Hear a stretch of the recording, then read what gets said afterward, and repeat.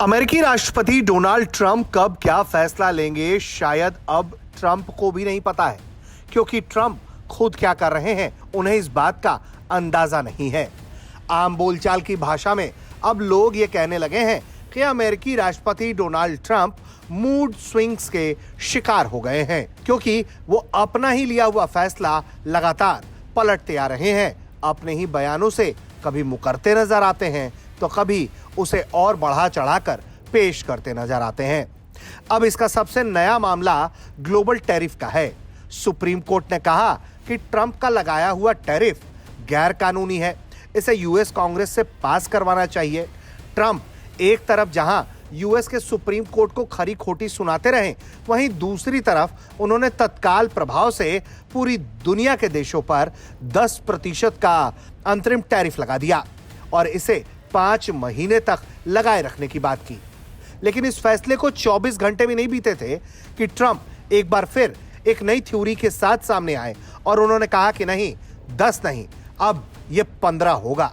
जी हां, अमेरिकी राष्ट्रपति डोनाल्ड ट्रंप ने सोशल मीडिया पोस्ट में कहा है कि उनका यह फैसला अमेरिकी सुप्रीम कोर्ट के उस फैसले की गहन, विस्तृत और पूर्ण समीक्षा के आधार पर लिया है।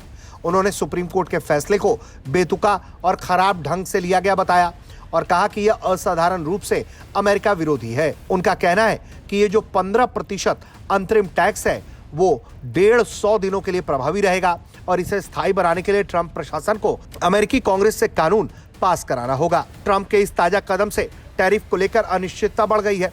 बीते साल भारत पर अमेरिका ने 25% रेसिप्रोकल टैरिफ लगाया। साथ ही रूसी तेल खरीदने के चलते भारत पर और अतिरिक्त 25% टैरिफ लगाया, यानी कि कुल 50%। फरवरी 2026 में दोनों देशों के बीच अंतरिम व्यापार समझौते के फ्रेमवर्क पर सहमति के बाद ट्रंप प्रशासन ने भारतीय आयात पर टैरिफ 50% से घटाकर 18% कर दिया। वहीं दूसरी तरफ अमेरिकी सुप्रीम कोर्ट के फैसले के बाद ट्रंप द्वारा लगाए गए सभी टैरिफ निष्प्रभावी हो गए, जिससे यह संकेत मिला कि भारतीय आयात पर भी टैरिफ पुराने 3.5% के स्तर पर आ सकता है।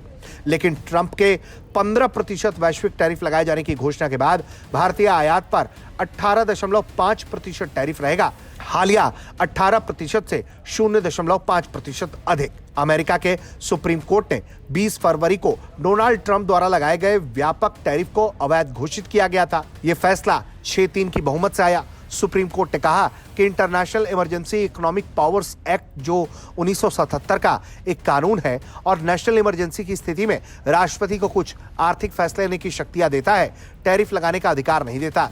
शीर्ष अदालत के इस फैसले के बाद डोनाल्ड ट्रंप द्वारा विभिन्न देशों पर लगाए गए टैरिफ निष्प्रभावी हो गए थे। इसके बाद ट्रंप ने आनन फानन में पहले 10% और उसके बाद अब 15% टैरिफ पूरी दुनिया पर लगाने का ऐलान कर दिया। ब्यूरो रिपोर्ट, भारत तक।